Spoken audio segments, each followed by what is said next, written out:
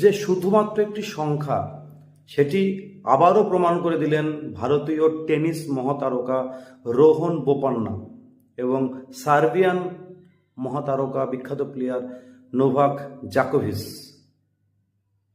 44 বছর বয়সে রোহন বোপান্না বিশ্বের বর্তমানে নাম্বার 1 ডাবলস প্লেয়ার টেনিসে, এবং জোকোভিচ বিশ্বের নাম্বার 1 টেনিস প্লেয়ার সিঙ্গেলসে। রজার ফেডারারকে সরিয়ে তিনি সবথেকে বয়স্কতম নাম্বার 1 প্লেয়ার হলেন। এবং রিসেন্ট তারা একটা কনভারসেশন করছিলেন, সেখানে জোকোভিচ বোপান্নাকে বলছে, আমি তোমাকে দেখেছি কি পরিমাণ তুমি পরিশ্রম করেছো, ঘন্টার পর ঘন্টা জিমে কাটাতে, ফিজিওর সঙ্গে সময় কাটাতে। আসলে আমরা কি সাফল্যটা দেখি, সাফল্যর পিছনে যে কঠোর পরিশ্রম থাকে সেটা অতটা হাইলাইট হয় না।